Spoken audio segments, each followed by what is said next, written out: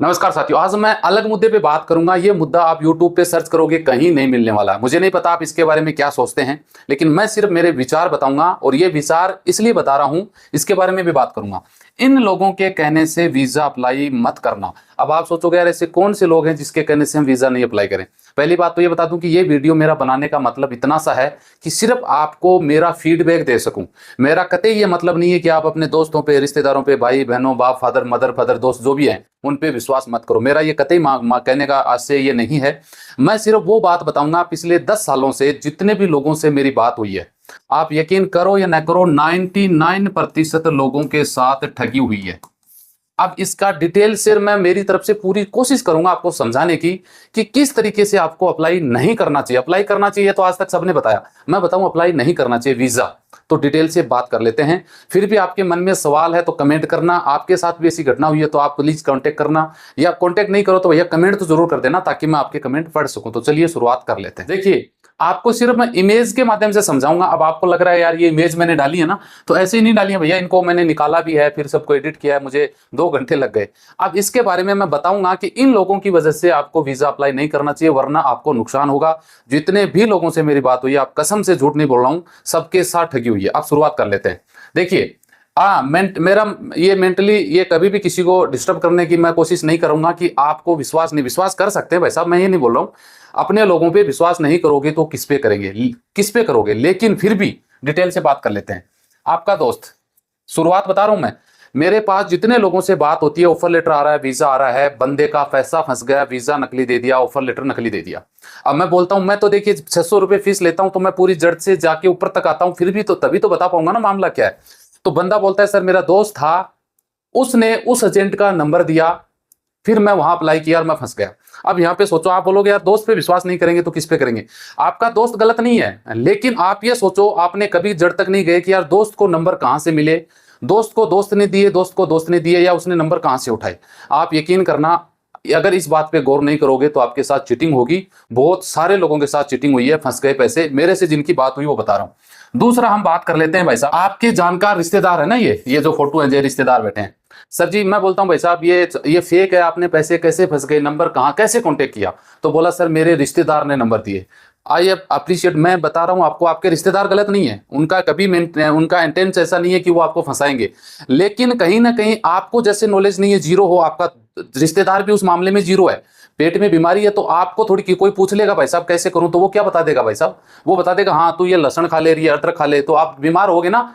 अगर आप सही डॉक्टर के पास नहीं जाओगे, क्योंकि वो भी ऐसा ही है, आपको भी वैसे ही, और उसने आपको नंबर दे दिया किसी ऑफिस का, आपने अप्लाई कर लिया, 100% वो पैसा आपका खा गया। रिश्तेदार गलत नहीं है, लेकिन रिश्तेदार ने तो आपकी हेल्प करी है एक तरीके से, लेकिन फिर भी आपके साथ चीटिंग हुई। ये मेरे साथ जितने लोगों की बात हुई है उस आधार पर मैं आपके साथ शेयर कर रहा हूं। आप नीचे आ जाओ तीसरे नंबर पे। अभी मेरी इजराइल का कोई ऑफर लेटर आया था, लगभग कोई मेरे नजदीक का, रिंगस साइड, जयपुर के नजदीक रिंगस पड़ता है। अच्छा खासा उसकी प्रोफाइल थी, बंदा पढ़ा लिखा था, उम्र उसकी थी 54 एज थी उसकी। इजराइल का ऑफर लेटर लेके बैठा है। मैं बोला भाई साहब ये किसको दे दिया। उसका जॉब भी कोई अच्छी कैटेगरी का, स्टोर कीपर, पता नहीं कोई फोरमैन, ऐसा कोई जॉब था। मैं बोला यार ये कैसे मिल गया आपको, आपकी उम्र इतनी है। बोला सर मेरे साथ कोई सऊदी में रहता था, वो और हम साथ ही काम करते थे, फिर वो यहाँ पे आ गया और वो एजेंट बन गया, तो उसने मेरा ये काम करवा रहा है। मैं बोला भाई साहब उसको, अपने दोस्त को गांड पे लात मारो, वो आपके साथ चीटिंग कर रहा है। इजराइल में 54 उम्र, 54 साल की उम्र का मतलब ही नहीं है। जो उसकी प्रोफाइल थी वो इजराइल इंडियन को जो भी नहीं देता है। तो कहने का मतलब, इसके अलावा बहुत सारे लोगों से बात होती है। बोला सर हम फलानी दुबई, कतर, मस्कत, बहरीन में साथ में थे, हमारा यहाँ भी संपर्क था, तो मैं बोला यार दूसरे देश जाना है, तो उसने हमें नंबर दे दिया, या हमें ऑफिस बता दी कि वहां जाके अप्लाई कर लो, उनके साथ ठगी हो गई। आपका दोस्त ने पैसा नहीं खाया हो सकता है, लेकिन उसने पता नहीं किसका कहां से नंबर उठा के आपको पकड़ा दिया, और आप उसके विश्वास पे चले गए, ठगी तो आपके साथ होनी है।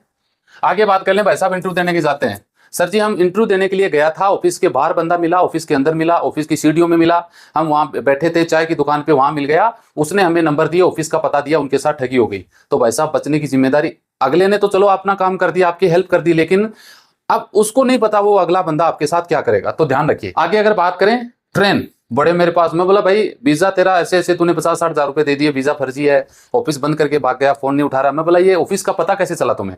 तो बोलता है कि सर मैं ट्रेन से जा रहा था, ट्रेन में किसी दोस्त बन गए मेरे, हम एक ही डिब्बे में थे, आपस में बातचीत हुई, तो उसने बता दिया कि यार वहां अप्लाई कर लो। तो भाई साहब इनके साथ ठगी हो गई। आगे बात आ जाओ जी, बहुत सारे लोगों को मैं बात करता हूँ, बोला सर वो मेरे साथ ऐसे दोस्त था, वहां मिला, मेरा जानकार था, अभी वो बोलता है कि वहां उस ऑफिस से अप्लाई कर लो, मैं तो विदेश पहुंच गया।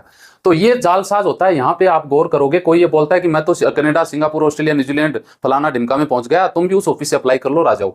यहाँ पे आपको इतना बोलने से विश्वास नहीं करना है। मेरे पास जितने लोगों का एक्सपीरियंस है, यहाँ पे लोगों के साथ धोखा हुआ है। वो बंदा कहीं नहीं पहुंचा, नंबर बंद होता है, व्हाट्सएप से कॉलिंग पे बात हो जाती है, मैं उनको बोलता हूँ ये काम करो, उसको वीडियो कॉल करो।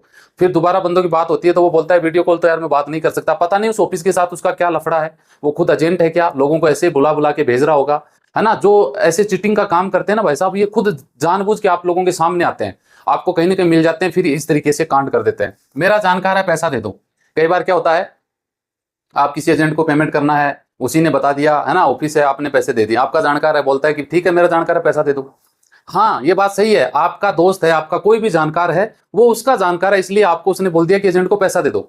लेकिन आपके जानकार को नहीं पता ना कि आपके साथ क्या होने वाला है। ये कल परसों का मामला है ना।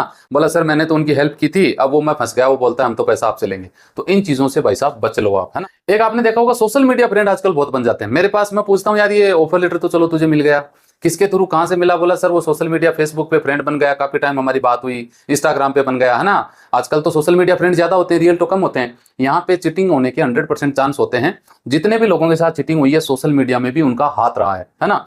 मैं भी उस ऑफिस से गया था, आप ऑफिस से अप्लाई कर लो। अब आप यार एग्जाम्पल समझो, बोलता है सर मेरा दोस्त उस ऑफिस से गया। मैं बोला कहाँ गया? बोला सर दुबई गया, कतर गया, बहरीन गया, सऊदी गया, कुवैत गया, मलेशिया चला गया। तो अरे भाई साहब क्या है ये? इन देशों में तो कोई भी जा सकता है। अब आप मान के चलो कि आपका दोस्त दुबई चला गया, इस ऑफिस में आप बोल रहे हैं कि कनाडा का वीजा मैं लगवा रहा हूँ। ये कुछ एजेंट ऐसे होते हैं जो दुबई, कतर, मस्कत, बहरीन का काम तो सही कर देते हैं, इनका तो नॉर्मल काम होता है। फिर ये यूरोप के नाम से आपसे पैसा लेते हैं, मेडिकल करवाते हैं, 4-6 महीने चक्कर कटवाते हैं। अगर ये जेन्युइन होंगे तो ये क्या करेंगे, उधर से डाइवर्ट करके दुबई का इधर का करवा देंगे। बोले यार उधर नहीं हो रहा, आप काम करो, दुबई चले जाओ, पैसा हमारे पास नहीं है, पैसा खत्म हो गया। तो कहने का मतलब मैंने लगभग 10 पॉइंट आपको बताए हैं।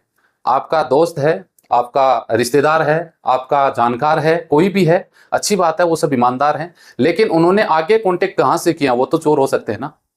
समझ रहे बात को? यहाँ तो भाई साहब मेरे पास बहुत सारे लोगों की तो इतनी इंक्वायरी आती है, सर दोस्त जानकार था, उसको पैसे दे दिए, वो पैसा भी नहीं दे रहा है, विदेश भी नहीं भेज रहा है। तो कहने का मतलब विश्वास, 100% विश्वास के लायक कोई भी नहीं है।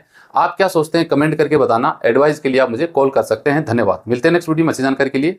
जय हिंद, जय भारत।